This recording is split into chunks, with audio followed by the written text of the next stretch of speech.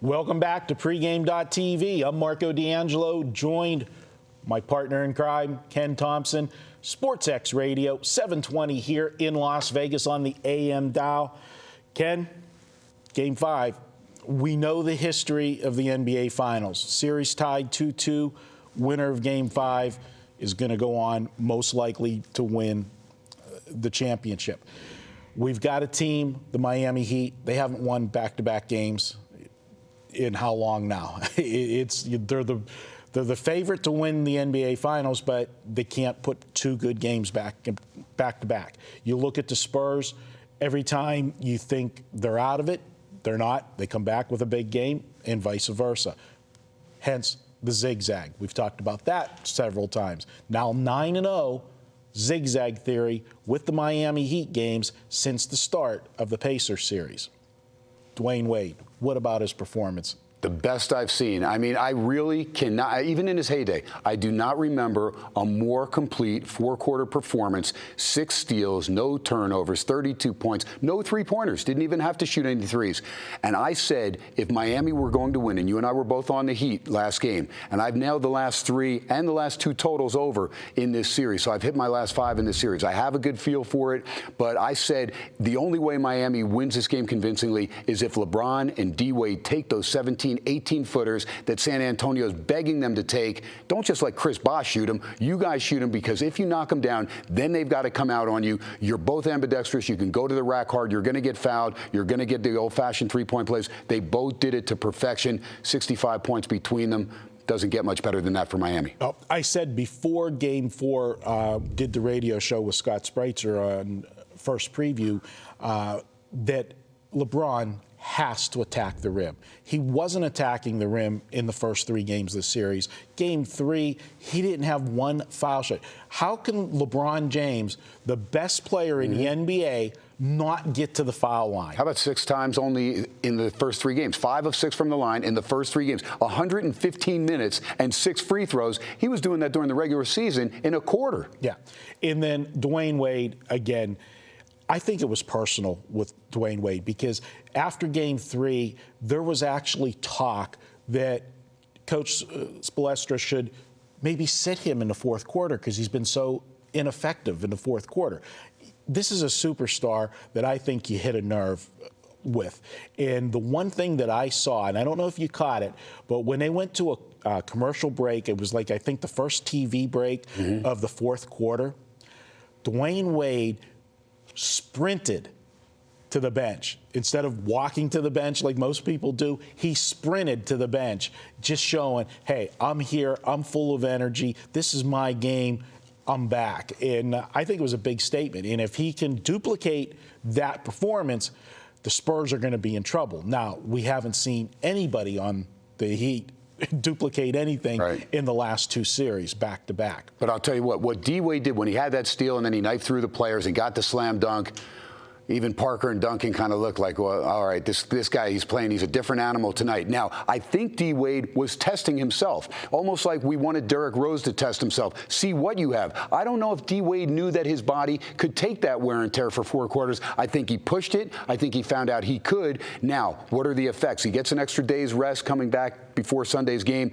We'll see. If he plays at that level again, LeBron feeds off that. We saw LeBron being the cheerleader when he was getting some rest, and D-Wade was going to town. So, again, they can take a 3-2 lead back to Miami, and then the series is over. This is a must-win for San Antonio. Yes, the zigzag implies that San Antonio should get the W. We'll have to wait and see. Now, another stat, though, let's remember, Green and Neal, they were still solid percentage-wise in the last game, 6 of 9. They are 19 for 28 in their last 28 three-point attempts, and Neal showed he's got great range. These guys need to get the ball more, take some pressure off Duncan and Parker. Tony Parker needs to be a little less selfish. He was very selfish going a couple times inside 1-on-2 instead of kicking the ball out to Green one time at the end of a quarter, and another time he passed up Neal wide open. Both those guys right now are unconscious, and they both have unlimited range. I'd like to see those guys get more shots because they're hitting at a 63 percentile right now as far as behind the arc. Well, the Spurs, for the second game in a row, shot 50% from the three-point range. The only difference is they had 16 shots instead of 32 shots as they did in Game 3. What about, before I close this up, since this is my free pick, Manu Ginobili. What is wrong? Here's the thing, Manu Ginobili, because I'm a three-point shooter. Manu Ginobili, if you watch his feet, first off, his feet are not squared up. Second of all, he does not have arm's length. If you see him with arm's length, which you're seeing Green and Neal get, and they're knocking the shot down because they're able to elevate and they're able to just get that shot. If Ginobili takes his time, he's rushing and he's missing. He's short one, he's long the next, and so it's in his head right now. 2 points last game. That will not be effective. He needs to get better spacing. They need to get him a screen or two. If he can ever make 2 in a row from behind the arc, he'll get that confidence. Then he'll have guys coming out, and then he can put the ball on the floor and take advantage. We saw him do it one time with that slam dunk when he lost a defender. I think Haslam came out to cover him. But other than that, he has been very ineffective, and they need him. If they're going to win this series, they really need him psychologically to be there. But I am impressed the way Neal and Green have stepped it up big time. All right. Well, this is my free pick, so let's make it official. All right, guys, we've got a nice little run going with our free picks here on the videos. Last 3 shows I've done 5-1 with my free picks, so let's see if we can keep it going this weekend. We're not going to make a play on the game, but we're going to go to the total, and this is what I'm looking at in this one. First off, the series is tied at 2. This is the most crucial game of the series. You want to take control of the series. You win this game, you've got a good chance of winning the series. If it's Miami that wins it, it's pretty much over. San Antonio wins it, they still got to go to Miami and finish it off one of those last 2 games, but the odds become much greater for them. We've seen the price in this series balloon. At the beginning, Miami was like a 220 favorite. Now with the series tied at 2-2, they're 275 based off of a big blowout last night. I'm looking for a low-scoring game. Both teams will play this game like it's life or death because basically it is. Must-win situation.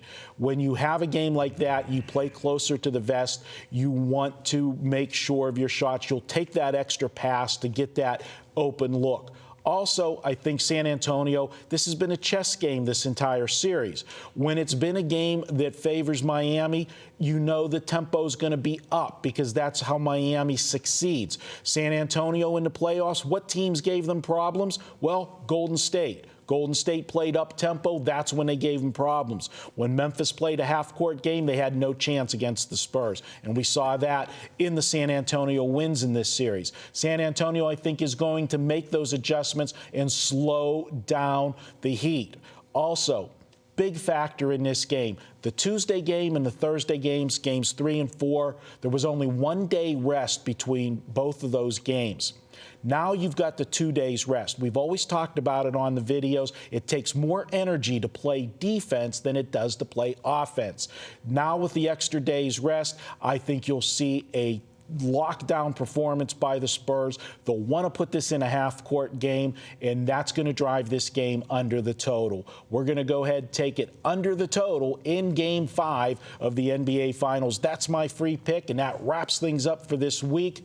Ken, thanks for being in. Hey, happy Father's Day to all the fathers. That's a great play right there. Get the free play. Cap off Father's Day. Hope you enjoy it. And, of course, don't forget to listen to Marco as well as all the other great pregame analysts. Come on SportsX Radio Monday through Friday, 7 to 9 p.m., AM 720 KDWN. And then, of course, on AM 1100 at 10 a.m. right here in Las Vegas. You've got the pregame show hosted by Scotty Spreitzer and company, a cast of characters. I know you make it on there. My pal Chuck Edel actually had you work extra duty today as he's getting a little R&R on a Friday. Don't get it, but actually his lady came back in town, and after a week's vacation. He pulled a ditch Friday. Did he? Yeah, there you go. As I'm heading to the Palms right now to the studio. All right, guys. Thanks for watching, and don't forget, Fezzik, VR, and Brian Leonard will be in studio on Tuesday, and then Ken and I will be back Friday doing the videos for you for the weekend. Have a great week and cash some tickets, guys. Thanks for watching pregame.tv.